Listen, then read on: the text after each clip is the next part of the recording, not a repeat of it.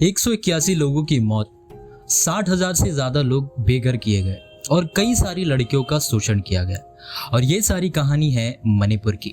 मणिपुर में पिछले 2 महीनों से कई सारे दंगे हो रहे हैं, जिसमें से कई सारे लोग मारे गए, कई सारी लड़कियों का शोषण किया गया और बहुत से लोग अपने घरों से बेघर हो गए। मणिपुर वायलेंस के बारे में आपने कहीं ना कहीं सुना होगा या पढ़ा होगा, और इस मणिपुर वायलेंस को लेके बहुत सारे रूमर्स भी स्प्रेड हुए हैं। आखिर इसका रीजन क्या है? मणिपुर को लेके कई सारे लोगों ने कैंडल मार्च भी स्टार्ट किया। चलिए जानते हैं मणिपुर में आखिर हुआ क्या था जिसके वजह से वहां पे इंटरनल वॉर स्टार्ट हो गई। ये है बीरेन सिंह, मणिपुर के सीएम। इन्होंने मणिपुर में एक आदेश जारी किया कि जंगलों के एरिया को प्रोटेक्ट करने के लिए जंगल में रहने वाले बहुत सारे लोगों को घर से बाहर निकाल दिया बिना उनकी इजाजत से। और ये लोग मणिपुर के ट्राइबल कम्युनिटी के लोग थे जिनका नाम कुकी और नागा। और ये मणिपुर के उन इलाकों में रहते हैं जहाँ पर ज्यादा जंगलें होती है, और ये लोग चारों तरफ बसे हुए लोग हैं और इनकी पॉपुलेशन पूरी मणिपुर में 48% है। और इन ट्राइबल कम्युनिटीज वालों ने मार्च में पीसफुल प्रोटेस्ट किया था, क्योंकि गवर्नमेंट के आदेश के हिसाब से उन लोगों के घर जलाए गए थे बिना कोई वार्निंग लेटर के, बिना उनकी इजाज़त के।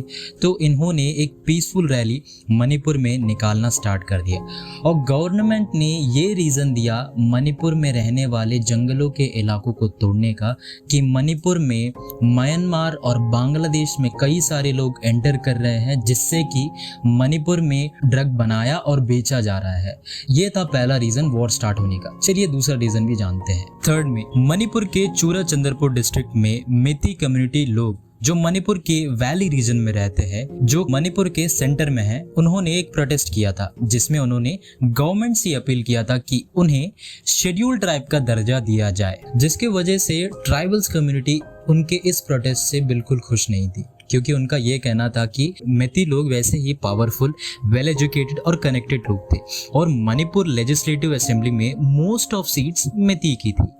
इतना सब कुछ होने के बावजूद भी मेती एसटी में इंक्लूड होना क्यों चाहते हैं, उनको ज़रूरत क्या है इंक्लूड होने की, इनका ये कहना था। और यहाँ से स्टार्ट होता है मणिपुर में सिविल वॉर। ये थे 2 रीज़न मणिपुर में सिविल वॉर स्टार्ट होने के। पहला रीज़न ये था कि कुकी और नागा को अपने घरों से बेघर किया गया फॉरेस्ट प्रोटेस्ट की आड़ में, और दूसरा रीज़न मेती लोगों को एसटी में इंक्लूड करना चाहती थी सरकार। सरकार के इस फैसले के विरोध प्रदर्शन करने के लिए मणिपुर के ट्राइबल कम्युनिटीज यानी कुकी और नागा कम्युनिटी वालों ने एक पीसफुल रैली स्टार्ट किया, और उस रैली में कुछ मिथी लोगों ने पथराव करना शुरू कर दिया, जिसके वजह से मणिपुर में सिविल वॉर स्टार्ट हुआ। और वो वॉर तब बढ़ गया जब मिथी लोगों की कम्युनिटी में एक गलत न्यूज़ स्प्रेड हो गई, जिसमें ये लिखा हुआ था कि ट्राइबल कम्युनिटी के कुछ लड़कों ने मिथी कम्युनिटी के कुछ औरतों का बलात्कार किया है। लेकिन रियलिटी कुछ और ही थी। जिस लड़की का बलात्कार हुआ था वो लड़की मणिपुर की थी ही नहीं, वो लड़की दिल्ली की रहने वाली थी, और ये पूरा मामला 1 साल पुराना था। और जब तक ये बात बाहर आती उसके पहले ही मिथी कम्युनिटी वालों के कुछ लड़कों ने ट्राइबल कम्युनिटी यानी कुकी और नागा कम्युनिटी के एक औरत को पकड़ा, उनका रेप किया, और रेप करते उन्होंने ये कहा कि हम तुम्हारे साथ वही करेंगे जो तुम्हारे लोगों ने हमारी औरतों के साथ किया था। और ऐसा ही एक और इंसिडेंट हुआ जिसमें 2 लड़कियों के कपड़े निकाले गए, गैंग रेप किया गया, वो भी कई लोगों के सामने, जिसके वायरल होने के बाद दुनिया भर में कई लोगों ने इस चीज़ को लेके आलोचना की। कई लोगों ने इस मैटर को लेके रिलीजन का एंगल लगा के उसे मैनिपुलेट करना चाहा, जो कि बहुत गलत बात है, जिसमें कि सबसे ज़्यादा क्रिश्चियंस को टारगेट किया गया और 249 चर्चेस सिर्फ 2 दिन में जलाए गए। और जितने भी लोग मणिपुर वायलेंस में मारे गए थे उसमें 70% क्रिश्चियंस ही थे। दोस्तों, जब इन फेक न्यूज़ के बारे में और ऐसे रूमर्स के बारे में मैंने सुना तो मुझे बाइबल के एक अध्याय का नाम याद आता है। निर्गमन उसका 23वां अध्याय पहले वचन में, झूठी साक्षी ना फैलाना, अन्यायी साक्षी होकर दुष्टता का साथ ना देना। इस इंसिडेंट में किसकी गलती है तो हम किसी एक की गलती नहीं निकाल सकते, कई सारे लोगों की गलती है।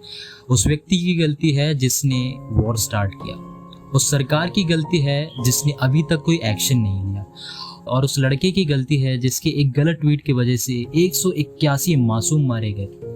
हमें हर एक व्यक्ति के लिए प्रार्थना करना है, हर एक व्यक्ति के बारे में सोचना है। ऐसा नहीं है कि क्रिश्चियन है तो उसी के बारे में हमें सोचना है या फिर प्रार्थना करनी है। सुनी गई हर बातों पे आप भरोसा मत कीजिए।